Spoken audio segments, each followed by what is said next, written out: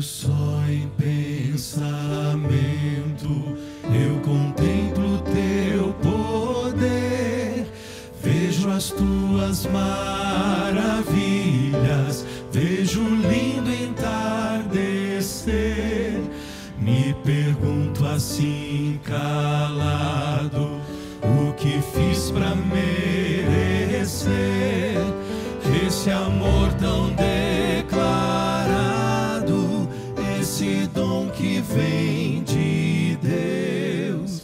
Meu desejo é ser leal, meu desejo é ser fiel, é viver o dia a dia, já sonhando com o céu. Se amigos meus me deixarem e do teu nome até zombarem, ainda assim eu não te deixarei.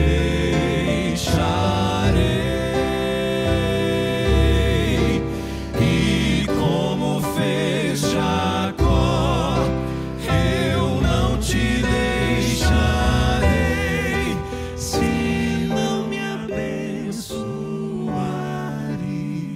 Senhor. Eu só vou poder dormir em paz e só vou descansar se comigo tu ficares, meu Deus.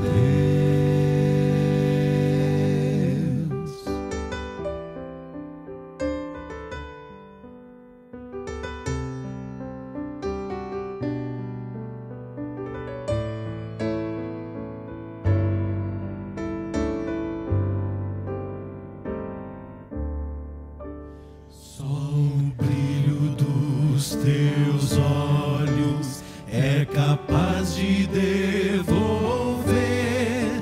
a esperança já perdida, a vontade de viver. Só teu braço tão amigo é capaz de me envolver no calor do teu abrigo, onde posso me esconder. Meu desejo é ser leal, meu desejo é ser fiel, é viver o dia a dia, já sonhando com o céu. Se amigos meus me deixarem e do teu nome até zombarem, ainda assim eu não te deixarei.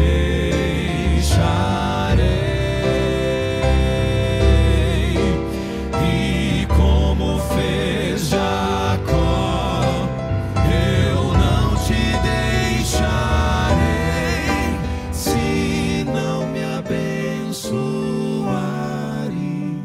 Senhor.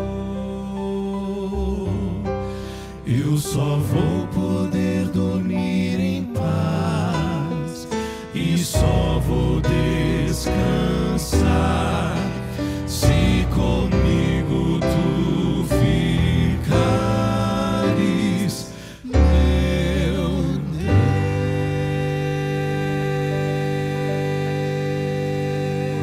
Deus. Amém. Feliz sábado. É uma alegria estar novamente aqui com vocês. Prazer também cantar novamente com o pastor Fernando. Nós trabalhamos juntos ali na Novo Tempo, ao longo de 8 anos. Eu estive ali 13 anos dos Arautos do Rei e tive a alegria de estar com ele neste período, já há alguns anos. É muito bom estar aqui na igreja dele, também da sua família, e rever todos vocês. Quantos aqui tiveram uma excelente semana? Posso ver a sua mão? Uma excelente. Alguém teve uma semana mais ou menos?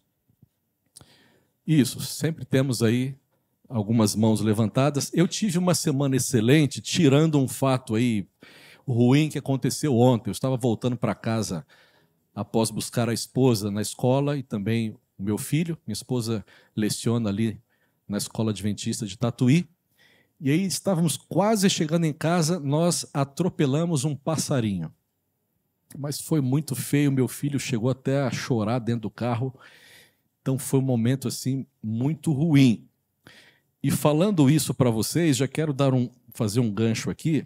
No próximo sábado eu vou falar sobre animais. E aí nós vamos fechar essa série aqui sobre justificação, né? Eu escrevi um livro, vai sair daqui a alguns meses. O título é A Revolução dos Pets.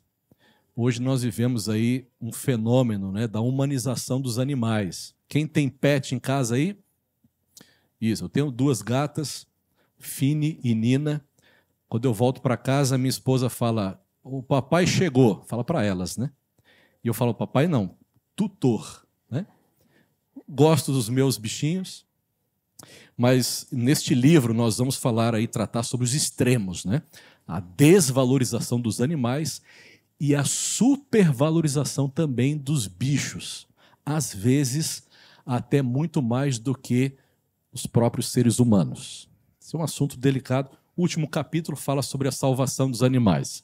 Então, se alguém quiser se interessar, daqui a um tempo esse livro vai estar sendo publicado, né? Na semana que vem nós vamos fechar aqui falando sobre o grande conflito ilustrado na Bíblia por meio de animais.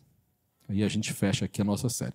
Hoje nós vamos falar sobre um tema também importante, delicado, e eu quero começar lendo um verso da Bíblia. Hoje não vai ser como semana passada, que semana passada foi um verso assim mais engraçado. Hoje o primeiro verso é um pouquinho mais forte, mais denso. Está aqui em Mateus capítulo 12. É o nosso ponto de partida. Mateus capítulo 12, verso 37. O Evangelho de Mateus, no capítulo 12, no verso 37, diz assim: porque pelas suas palavras você será justificado, e pelas suas palavras você será condenado. Versos fortes, ou um verso forte aqui. O 36 também é importante. Nós somos salvos pela graça de Deus, unicamente.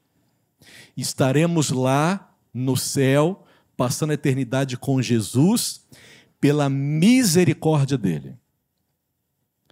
Salvos pela graça, mediante a fé, que também é um dom de Deus, essa resposta à graça divina, e eu levanto a minha mão e digo assim para Deus: Senhor, eu quero esta graça. E como resultado da salvação, vêm as boas obras, incluindo as palavras. Você vai falar sobre palavras? Será que elas são importantes? A gente gosta de falar de vez em quando sobre boas obras. As palavras são importantes, como nós vamos ver. A lei de Deus, estamos estudando nesses últimos meses e também semanas na lição, falando sobre a importância da lei de Deus. Guardar a lei de Deus é um resultado da minha aceitação da graça divina. Nós não guardamos a lei de Deus para sermos salvos. A graça de Jesus nos salva, nos justifica. Aí ele diz assim: Milton, anda comigo, guarde a minha lei. E aí eu quero falar nessa manhã, nesses poucos minutos, sobre o mandamento esquecido. Qual será que é o mandamento esquecido, né? Para muitos cristãos é o quarto. Lembra do quarto mandamento? Lembra-te do dia de sábado para o santificar. E aí é por isso que a gente está aqui nessa manhã, por causa de Jesus. Jesus é o Senhor do sábado. E Ele disse para eu descansar. Quem aqui gosta de descansar? Levanta a mão. Acho que vai ser a última vez que eu vou perguntar. Isso. Quem gosta de mudar a pergunta, né? Quem gosta de férias? Férias? Eu não sei porque as pessoas não gostam do sábado. E falam mal do sábado. O sábado é o dia para nós descansarmos. 6 dias trabalharás, farás toda a tua obra, mas o 7º dia é o sábado do Senhor. Nesse dia a gente não lava a roupa. A louça, minha esposa até, ela gosta de lavar, não gosta de ver coisa suja ali, mas ela gosta de lavar após o almoço de sábado. Melhor não seria. No sábado a gente não varre a casa. Ou você gostaria de lavar e varrer 7 dias por semana? O sábado é uma bênção. Só que a maioria dos cristãos se esqueceu desse dia, ou desse mandamento. Mas existe um mandamento esquecido por alguns adventistas. Qual será que é? Lá em casa nós recitávamos os 10 mandamentos no culto de pôr do sol. Né? Não sei se alguém tem esse costume. Eu acho importante. Devemos gravar a lei no coração dos nossos filhos, ensinar. É a lei do amor. Ah, mas tem 8 mandamentos que começam com não, pastor. O não também é uma demonstração de amor. Claro, para uma criança pequena, se você fala assim, não coloque o dedo na tomada, é a melhor demonstração de amor que você poderia passar para o seu filho. Mas existe um mandamento que muitos de nós nos esquecemos. É o 9º. Qual é o 9º mandamento? Alguém se lembra? Nós vamos ver aqui. Não dirás falso testemunho contra o teu próximo. O 9º mandamento fala sobre isso aqui, ó. Por isso que eu sublinhei ali o verbo. Não dirás. Tem a ver com a boca, com as palavras. Como que nós temos lidado com este, mandamento pequeno, esquecido da lei de Deus, lá no escanteio dos 10 mandamentos? E você vai lembrar desse outro texto aqui que diz, Tiago, capítulo 2, verso 10, diz, pois qualquer que guarda toda a lei, interessante, isso aqui está no Novo Testamento, qualquer que guarda toda a lei, mas tropeça em um só ponto, se torna culpado de todos. Logo, se eu digo que obedeço a Deus, não para ser salvo, mas porque eu amo, mas dos 10 mandamentos eu tropeço em um só ponto, logo eu sou o transgressor da lei de Deus. 10 menos 1, na matemática divina com relação à sua lei, é igual a 0. Nós somos talvez excelentes guardadores do sábado, mas não se esqueça que existem mandamentos lá no escanteio. Por exemplo, o 10º, cobiça. Eu nunca ouvi um sermão sobre cobiça no sábado de manhã. E nós somos, entre aspas aqui, excelentes nisso, né? E este mandamento que nós vamos conversar agora fala sobre este dom poderoso que Deus nos deu, que é o dom da fala. Algumas curiosidades sobre a língua. Estão na tela aí, vou ler rapidinho. A língua mede cerca de 10 centímetros. Não precisa medir agora, né? Depois você pode ir ao espelho, não sei, medir. É a parte do corpo que se cura mais rápido. Quem aqui já mordeu a língua? Espero que não aconteça daqui a pouco. Ele já mordeu a língua, né? Na hora do almoço. É horrível, mas que bom que é uma parte que se cura rápido. Existem mais de 600 tipos de bactérias na boca. Bastante, né? Quantas vezes temos que escovar os dentes, e a língua também, por dia? Depende aí de quantas vezes você come. Quantas vezes a gente come por dia? Alguns mais de 3 vezes, né? Devemos cuidar deste órgão aí. É o músculo mais flexível, tem 3.000 papilas gustativas, é a única parte do corpo com sensores de gosto. Quantos gostos existem? Me fala um gosto aí. Quem gosta de doce? E as crianças, eu prego para as crianças, tá, irmãos? Porque se elas participam, então o resto, pelo menos a maioria, vai ouvir. Quem gosta de salgado, daqui a pouco vem o almoço, né? Eu prefiro salgado a doce. Tem outro tipo de gosto? Quem gosta de coisa azeda? É isso, tem gente, né? Tem gente que gosta. Qual é o outro lá? Amargo também, né? Me fala uma comida amarga. Hã? Só tem jiló? Alguém gosta de jiló aqui? Isso. Não. A menina lá disse que não gosta. Outro dia uma irmã falou assim, pastor, vou fazer um gilózinho. Ela botou o dedo aqui, ó. Não sei por que fazem isso, né? Vou fazer um gilózinho. Até hoje não fez. Disse que era gostoso. E tem um quinto tipo de gosto. Alguém lembra? Umami, que é um gosto que fica bastante tempo na boca. Parece que tem bastante esse gosto em comida japonesa, né? Que mais? Que outras curiosidades sobre a língua? Tem impressão única da língua, assim como a impressão digital é única e nós temos isso, a sua língua é única. Já pensou? Você tem um cartão ponto na empresa com língua, iria identificar só você ali. E tem o último ali, as mulheres têm a língua mais... É isso mesmo? Tem alguma casa aqui em que o marido fala mais do que a esposa? Tem alguma casa na qual ou em que, né? É lá mesmo? Sempre tem um, pelo menos, né? Dizem que as mulheres falam mais. Lá em casa, a minha esposa fala muito mais do que eu. Semana que vem ela estará, se Deus quiser, aqui. Mas a língua das mulheres é menor. Tá aí. Olha só essa frase. Tem muitas frases impactantes, bonitas sobre o poder da língua, né? Profira palavras boas. Se quer ouvir ecos, que tipo de ecos você tem ouvido na tua empresa, na tua casa, na igreja, entre os vizinhos, com os amigos, com os teus filhos?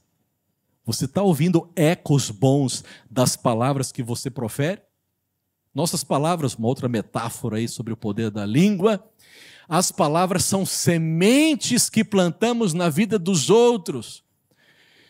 Talvez alguém aqui esteja plantando ervas daninhas na vida da família, do esposo ou da esposa. Quais são as sementes que vocês temos produzido?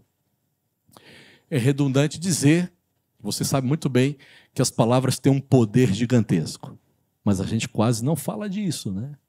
Não reflete sobre as palavras que a gente fala. A Bíblia diz, no muito falar não falta transgressão, mas o que modera os lábios é prudente. É fácil ou difícil moderar os lábios? E aí? Para a gente refletir, né? Pastor, nesta semana eu falei palavras impensadas. Não deveria ter falado aquilo no meu trabalho. Você pensa antes de falar ou fala para depois pensar no que falou? Geralmente, nossas palavras são impensadas, né? A gente não reflete.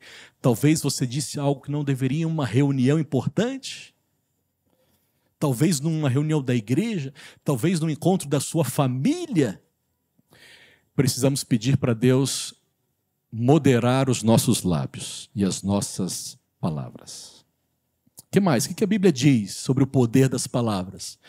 Porque semeiam ventos e colhem tempestades. Quando eu li esse texto de Oséias, eu me lembrei desse matemático aqui, Edward Lorenz. Ele já faleceu na década de 1960. Ele teve uma pesquisa muito interessante, ficou até popularizada por meio de uma expressão chamada efeito borboleta, né? Edward, que é um matemático, era um matemático e um meteorologista, ele imaginava que se mudassem pequenos números nos cálculos relacionados aos movimentos do vento, do clima, temperatura, etc., ele veria resultados também pequenos. Mas ele descobriu exatamente o contrário. Pequenas mudanças nos cálculos matemáticos relacionados ao clima Ele percebeu resultados gigantescos. É por isso que a previsão do tempo não passa de 15 dias, né? Poxa, disseram que viria calor, mas deu uma esfriada do nada. Por que acontece isso? Porque, às vezes, pequenas mudanças climáticas podem produzir grandes resultados. E aí popularizou-se aquela expressão: o simples bater das asas de uma borboleta no Ocidente pode produzir um tufão no Oriente. Isso faz parte da teoria do caos.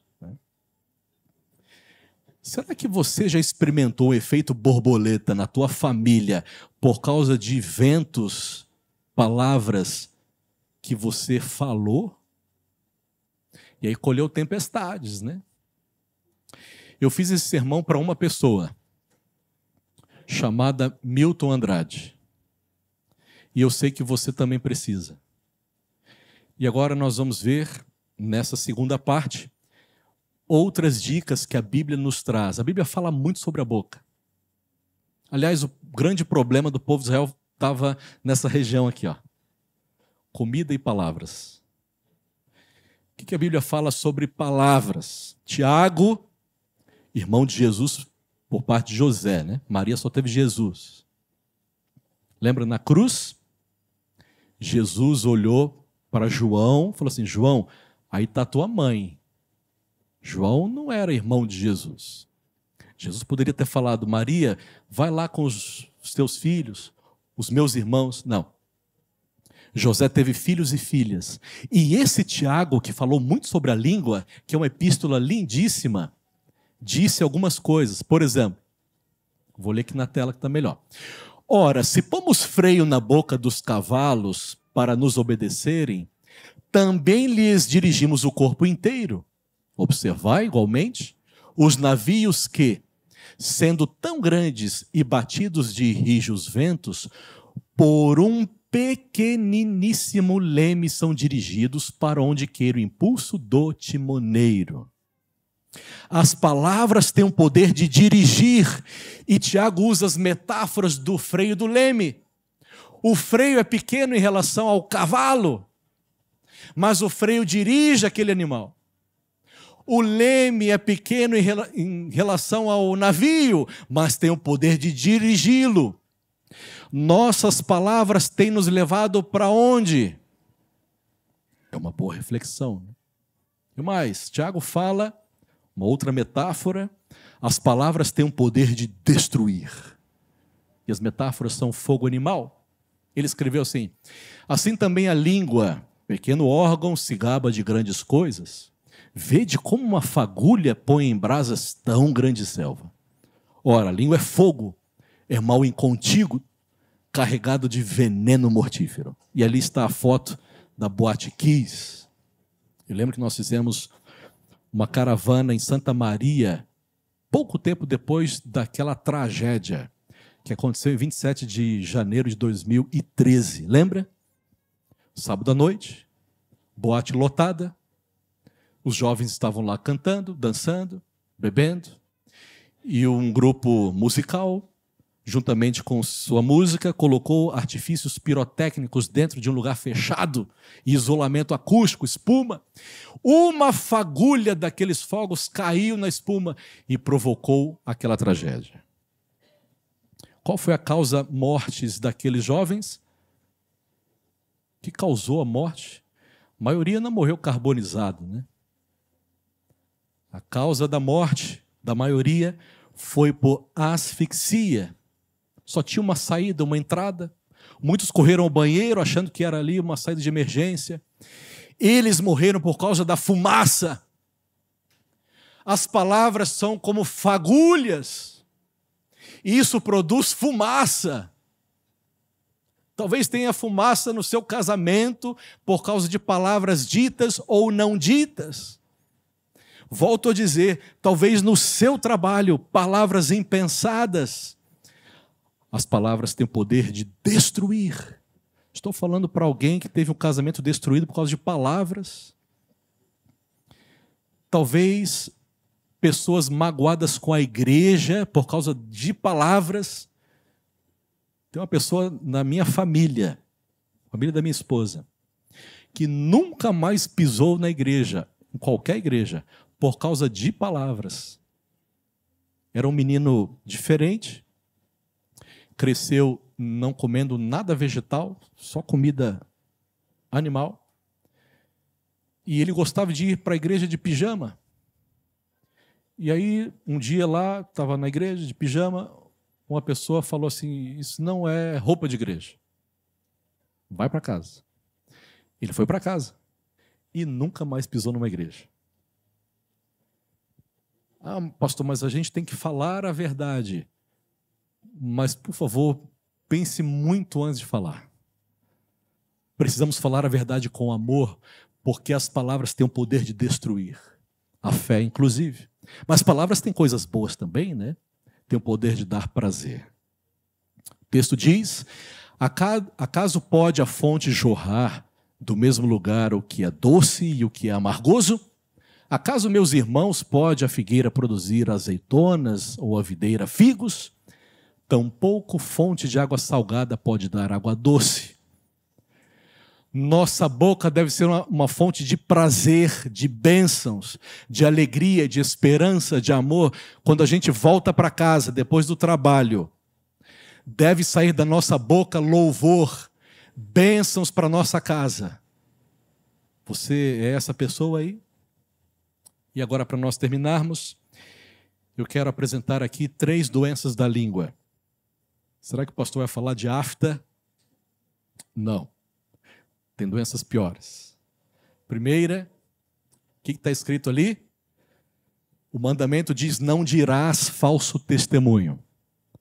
Fale a verdade.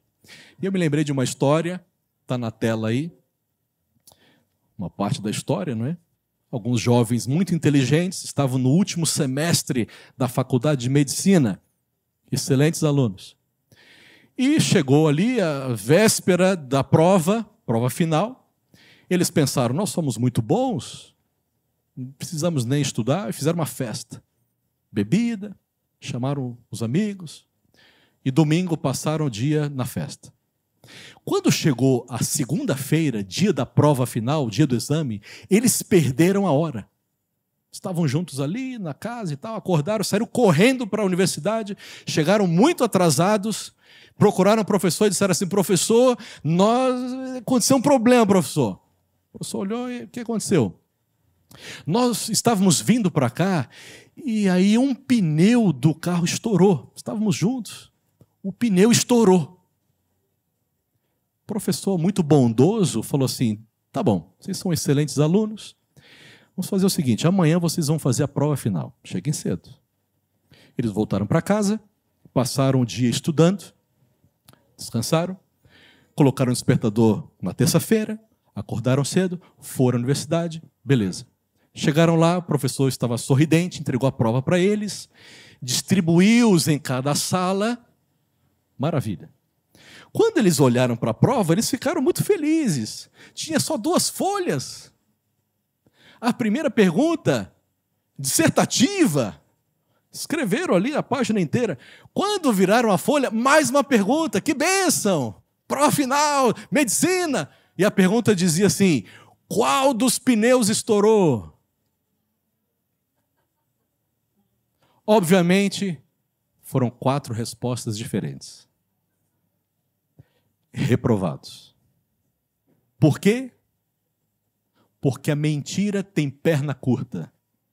Sempre será alcançada pela verdade. Pode durar um dia ou 1000 anos. A verdade sempre alcançará a mentira.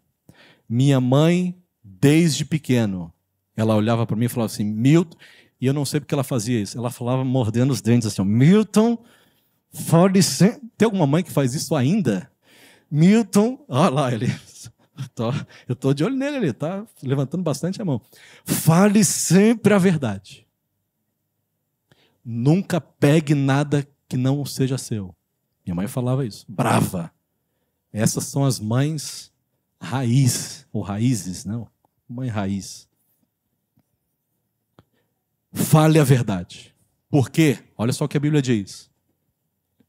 Mensagem contundente, fortíssima de Jesus. Vós sois do diabo, que é vosso pai, e quereis satisfazer-lhe os desejos.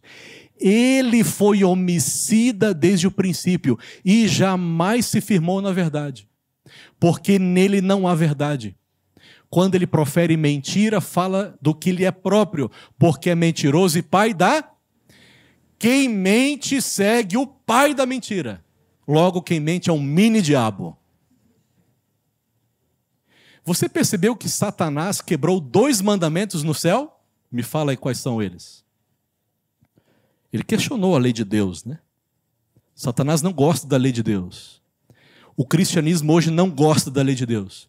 E os adventistas precisam pregar mais sobre a lei de Deus. E mais do que isso, viver. Podíamos começar por esse órgão aqui. Quais são os 2 mandamentos que Satanás transgrediu no céu? Me fala aí. A Bíblia diz que ele foi homicida. Que mandamento é esse? Não matarás. Mas ele matou quem no céu? Será que ele matou um outro anjo? Será que Lúcifer lá no céu, aquele anjo que era perfeito, será que ele matou um animal no céu? Porque diz que ele foi homicida desde o princípio. A Bíblia une assassinato à mentira. Assassinato a falar mal dos outros. Dá para matar alguém com a boca? Será que é com mau hálito? Será que é com uma doença? Dá para matar alguém com as palavras? Claro que dá. Experimenta chamar uma criança de burra. Experimenta dizer para uma criança: Deus não ama você. Por favor, queridos papais, vovós, titios e titias, nunca diga para uma criança que Deus está zangada com ela. E eu digo para todos nós, Deus não está zangado com você. Ah, mas eu fiz uma coisa errada essa semana, pastor. Deus ama você. O que o pai da mentira quer fazer é que você pense que Deus está bravo com você. Ele não está. Ele ama a ponto de mandar seu filho morrer por você. Queridos, que da nossa boca saiam apenas verdades. Mas tem mais 2 doenças para a gente terminar. Qual que é a segunda aí? Fofoca. Fofoca. A palavra fofoca vem de um dialeto africano que significa remexer. Já viu aquela cena de pessoas remexendo o lixo? Já viu isso aí? Mexendo no lixo e tal. Sobe um cheiro ruim. Fofoca vem disso. Remexer a desgraça que acontece na vida dos outros. A Bíblia diz: não andarás como mexeriqueiro. E a palavra hebraica aqui é ruhal. Não ande como mexeriqueiro entre o teu povo. E novamente o 6º mandamento aqui, ó. Não atentarás contra a vida do teu próximo. Eu sou o Senhor. Quem que criou isso aqui? Já falamos. Mas olha a comprovação do texto bíblico. A Bíblia diz em Ezequiel: pela multiplicação do teu comércio. Isso aqui é uma referência às ações de Lúcifer no céu. Um anjo que era perfeito, mas no seu interior surgiu o egoísmo, o orgulho, e ele multiplicou o seu comércio. A palavra aqui é a mesma de mexericos. Pela multiplicação do comércio. O que ele comercializou no céu? Mentiras sobre o caráter de Deus. Pela multiplicação do seu ruhal, dos seus mexericos, se encheu o teu interior de violência e pecaste. Ele começou de ouvido em ouvido no céu, assim, ó: Deus não é bom, a lei dele não é justa, ele nos obriga a amá-lo, e foi um estrago no céu. Queridos, o grande conflito, essencialmente, não é entre poderes, porque Deus é onipotente. Nós estamos falando aqui de um conflito de caráter epistemológico, um conflito de ideias, de argumentos. Deus não é justo. Por que Deus não destruiu Satanás?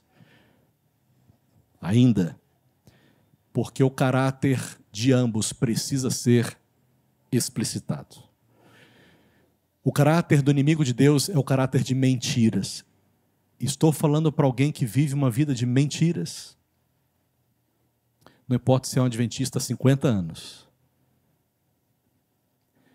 Para Satanás, pouco importa se nós vamos nos perder nos bancos da igreja ou em um bar. Para ele, o que importa é nós nos perdermos. Cuidado, e eu digo para mim, com os mandamentos que estão no escanteio da lei de Deus. E o último. Qual que é a última doença da língua? Murmuração. Certa vez, César fez um banquete, chamou a galera do seu reino, os príncipes, soldados, e o seu banquete foi ao ar livre. As mesas, muita comida e tal. E diz a história que no meio do banquete de César, para os seus milhares de convidados, choveu um toró, como minha mãe falava, né? Choveu uma tempestade. E César ficou com tanta raiva da chuva que ele chamou os seus flecheiros e falou assim: lancem as setas, as flechas para o alto para atingir Júpiter, o culpado aí dessa tempestade. E os seus flecheiros, seus arqueiros, lançaram as setas. As setas foram. Mas elas fizeram o quê? Elas voltaram. É assim que acontece quando a gente murmura. Quando a gente vive para reclamar, isso cai sobre a nossa cabeça também. A Bíblia diz: não murmureis como alguns deles murmuraram. Falando do povo de Israel no deserto. E foram destruídos pelo exterminador. Estas coisas lhes sobrevieram como exemplos, e foram escritas para advertência nossa, de nós outros sobre quem os fins dos tempos têm chegado. O povo de Israel murmurou demais no deserto, 40 anos, reclamando de maná, o pão dos anjos. Eu sei que faltavam coisas, mas Deus cuidava deles. Queridos, eu sei que faltam coisas para nós. Talvez esteja faltando dinheiro para você. Talvez falta paz. Talvez o negócio não saiu, o processo não desenrolou. Faltam-nos coisas, mas a gente não vive reclamando. Vamos parar de reclamar. Hoje a gente vive numa sociedade que reclama de tudo. E a gente precisa ensinar isso para os nossos filhos. Às vezes não tem o que eles querem comer. Sabe o que a gente faz? A gente agradece a Deus, a gente louva a Deus. Precisamos, em vez de murmurar, louvar a Deus. A boca do cristão não serve para reclamar. Inclusive, nas redes sociais, né? A gente vive hoje um problema, irmãos, com relação ao nono mandamento. Porque hoje as pessoas acham que podem falar de tudo. Já viu na internet os comentários? A gente vive na era da pós-verdade. Você tem a sua verdade, eu tenho a minha, eu falo o que eu quiser. E a pessoa emite opinião para tudo. E aí me lembro daquela frase célebre de Humberto Eco: a internet deu voz aos imbecis. Já viu essa frase? Cuidemos com as nossas palavras e pensamentos. Termino com uma coisa que aconteceu há alguns anos. Aí. Isso aqui foi em 2004. Isso aqui era a minha mesa lá no colégio. O pessoal deu o nome de Mesa dos Pedreiros, né? Em homenagem aqui às pancadas aqui, nada misteriosas, né? Aqui, olha, a nossa mesa tinha mais comida do que gente. Era muito bacana. Tem um cara aqui, estávamos no último ano de teologia, que era do meu quarto. E aí, certa noite, nós estávamos ali sem ter muito o que fazer. Já passou por uma experiência dessa, de não ter muito o que fazer? E aí nós tivemos uma ideia. Vamos ligar para os quartos do dormitório de forma aleatória e falar o que vem à cabeça. Isso tem outro nome, né? E aí eu discava e o meu amigo falava. Fizemos isso várias vezes. Depois da brincadeira nós fomos dormir. No dia seguinte voltamos do almoço. E aí estávamos descansando, chegou outro companheiro do quarto e falou assim, gente, vocês ficaram sabendo o que aconteceu? Eu falei, não, o que aconteceu? Cara, teve um BO ontem à noite. BO? Como assim? Não, um problemaço. Uma menina do dormitório feminino estava com febre, quase 40 graus. E alguém ligou para o quarto dela e disse assim, olha, chegou um remédio para você na biblioteca, pode vir buscar. E ela foi, estava chovendo, estava frio.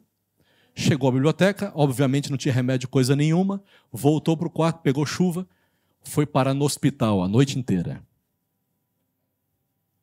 Aí eu olhei para o meu amigo e tal, ele já estava preocupado. Aí a gente perguntou, mas por que você está falando isso para a gente? Aí ele falou mais baixinho assim, ó, é porque o pai da menina veio aqui no colégio e aí descobriram lá no TI que o ramal de onde veio a ligação foi do nosso quarto. O meu amigo começou a tremer e falou assim, Milton, vamos orar. Nós oramos. Ajoelhamos no quarto. Começamos a orar. Quando levantamos, o companheiro do quarto falou assim, a preceptora, a mulher que cuida das meninas, está esperando vocês. Saímos. Quando chegamos lá, a preceptoria, ela olhou para a gente e falou assim, eu não acredito que foram vocês. Vocês? Irmãos, eu nunca fiz nada. Eu só disquei. Quem inventou foi ele. Eu não acredito que foram vocês. Ela chamou a menina, estava medicada, estava bem. Pedimos perdão para ela. E aí a preceptora falou assim, por pouco vocês não serão expulsos. O pai dela ficou muito chateado. Não façam mais isso. E aí sabe qual foi a lição que eu aprendi? Uma frase pode destruir uma carreira. Uma frase pode destruir uma amizade. Uma frase pode destruir um casamento, um filho, uma filha. Uma frase pode tirar alguém da igreja, ou pode trazer alguém para a igreja. Como nós temos usado este dom maravilhoso, que é o dom da fala. E eu vou terminar fazendo uma oração. O tempo já foi. Mas o convite de Deus para todos nós nesta manhã é: existe alguém que está colhendo uma tempestade hoje por causa das palavras? Eu sei que você semeou ventos. Foram palavras impensadas. E hoje você, quem sabe, tem colhido uma porta fechada. Bloqueou você, né? A pessoa bloqueou você. Algo que era para você falar e você não disse. Se alguém aqui ver alguém fazendo algo, fale para a pessoa. Não fale dela. Eu gostaria de orar, quem sabe por uma pessoa que queira dizer assim: Senhor, eu tenho lábios impuros. Eu habito no meio de pessoas de impuros lábios, como disse Isaías, né?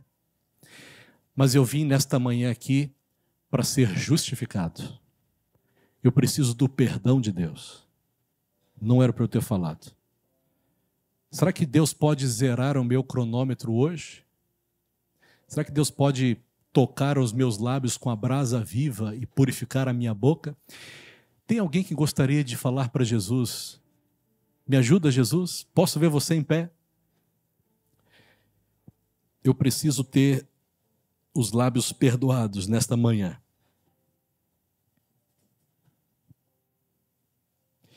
Nós precisamos que o Espírito Santo nos ajude a controlar a língua. Que da nossa boca só saiam bênçãos. Podíamos começar com aquela pessoa no semáforo, né? Olha, não tenho dinheiro, mas sabia que Jesus ama muito você? Você já falou isso para ele? Jesus morreu por você. Como é que eu posso te ajudar? Comece dentro de casa, com teu esposo, com a tua esposa, com os teus filhos. Talvez o que a sua família mais precise hoje não seja dinheiro, mas palavras. Vamos orar? Querido Deus, o Senhor nos deixou a lei do amor. Por trás dos nãos de Deus, existem sorrisos e abraços para nós. Foi o próprio Jesus que escreveu com seu próprio dedo: não fale mau testemunho sobre ninguém. Fale a verdade. Viva de maneira verdadeira. Quantas vezes, Senhor, nós já caímos com relação às nossas palavras? Aquele momento era para nós abençoarmos o cônjuge. Era para nós termos perdoado. Era para nós dizermos: eu amo você. E às vezes nós falamos palavras ferinas, como espadas agudas. Por favor, Senhor, perdoa os nossos pecados relacionados às nossas palavras. Talvez alguém veio aqui com o coração magoado.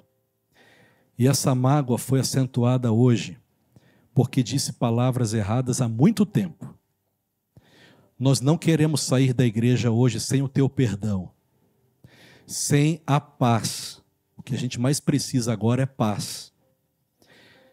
Talvez ainda colheremos consequências, mas o Senhor é o Deus dos milagres e pode reatar relacionamentos. Talvez familiares não se falam há muito tempo, amizades desfeitas há muito tempo. Nós queremos ver milagres acontecendo com relação ao uso das nossas palavras. Derrama sobre nós o teu Espírito. Coloca palavras boas, temperadas com sal em nossa boca. E que essa seja a igreja do amor, também nas palavras. Fica conosco, derrama sobre nós o teu Espírito, nós oramos em nome de Jesus. Amém. Deus abençoe a todos.